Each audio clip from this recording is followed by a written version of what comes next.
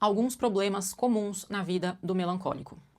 Acho que o primeiro é as pessoas que estão sempre invadindo o nosso espaço. Quando falam com a gente perto demais e a gente tem que ficar se afastando, quando falam encostando na gente, quando mexem nas nossas coisas sem pedir, quando dão opiniões não solicitadas, quando a gente só quer ficar quieto, eu só quero ficar na minha, mas sempre vai aparecer alguém para falar: nossa, você é estranha, você tá muito quieta, você tá brava, para de ser antissocial. Sempre nessa insistência de julgar o jeito natural do melancólico, tentando convencer a gente de que o nosso jeito é errado. Você nunca deve comentar sobre o corpo de alguém, porque o seu cabelo, a sua roupa, isso não se faz. Isso é mínimo de respeito. Existe um espaço, um limite que cada ser humano merece que seja respeitado. E aí as pessoas acham que só porque os melancólicos são um pouco mais quietinhos, é porque a gente é fraco e eles têm direito de invadir esse espaço. E de que isso vai ser engraçado. E de que eles vão estar ajudando a gente, desrespeitando a gente, o que não faz sentido algum. O melancólico tem um outro problema comum, que é com as interações sociais. A gente tem uma bateria social baixa. Então, para cada interação que fazemos, precisamos de um tempo com antecedência para a gente conseguir se preparar. Tem que ser uma interação controlada. Tem que ter início, meio e fim. Temos que saber qual que é o objetivo daquela interação. A gente não é bom em ler os sinais sutis do joguinho social. É por isso que a gente odeia visita inesperada. Se a campainha toca, o nosso instinto melancólico é se esconder e fingir que não tem ninguém em casa. O nosso telefone é sempre silencioso e se você ligar pra gente, a gente não vai atender. O coração acelera a cada vez que chega uma notificação de mensagem, porque sempre dá um medo de que parece que vai ser alguma coisa perigosa e assustadora pra gente. Isso tem que ser entendido porque não é maldade, não é questão de antipatia, é porque nós somos mais sensíveis.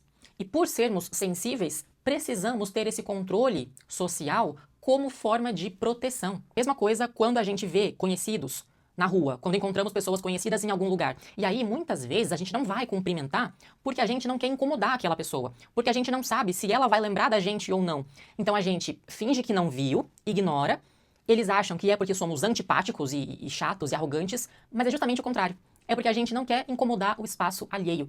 A gente quer tanto respeito do nosso espaço que a gente faz questão de respeitar o espaço do outro. O melancólico tem, inclusive, uma dificuldade em fazer coisa errada. O melancólico tem uma voz da consciência, que é uma autocobrança tão gigantesca, que a gente não consegue, assim, ver um lixo no chão, a gente tem que ir lá e catar, não tem como ignorar.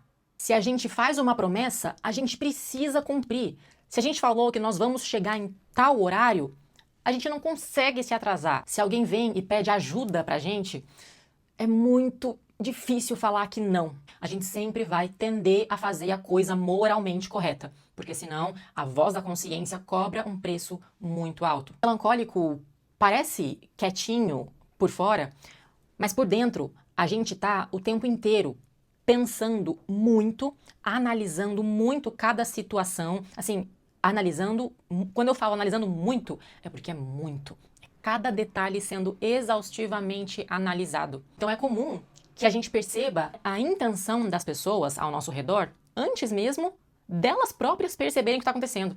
E aí quando a gente fala, não é porque a gente está falando uma coisa da boca para fora.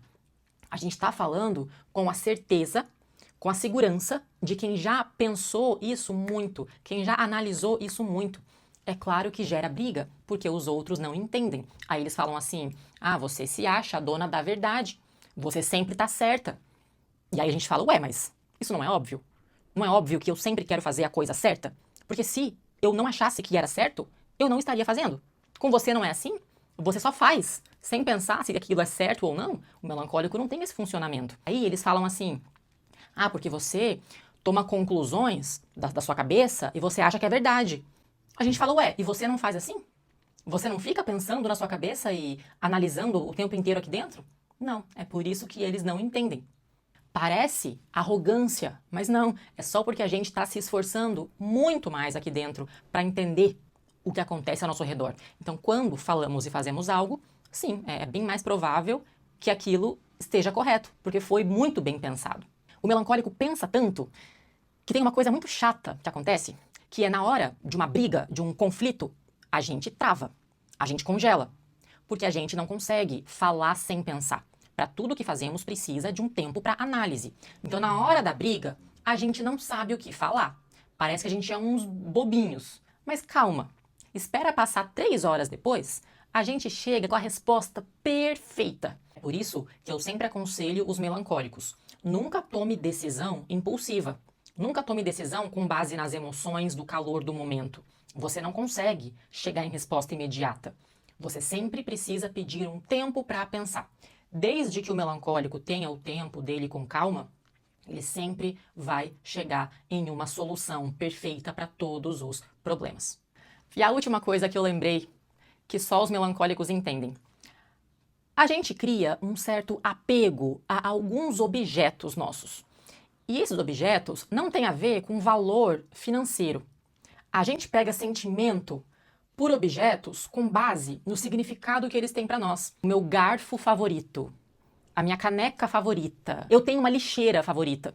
Foi a minha avó que me deu aquela lixeira. Porque eu conversei com ela sobre problemas de tirar o lixo aqui em casa, enfim, aí ela tinha essa lixeira na casa dela e ela achou que seria perfeito na minha casa, combinava, e aí ela tirou da casa dela e ela me deu, e por isso aquela lixeira para mim representa um grande valor sentimental. O que acontece? Meu marido vai lá, usa a lixeira de qualquer jeito, quebrou minha lixeira. Tem como substituir? Não tem, porque aquela era a única lixeira que a minha avó me deu que tinha aquele valor. E aí, os outros não entendem o nível da nossa raiva com objetos que para eles são insignificantes, mas era o nosso objeto favorito. Eu queria que tivesse mais respeito, mais cuidado. Só quem é melancólico vai entender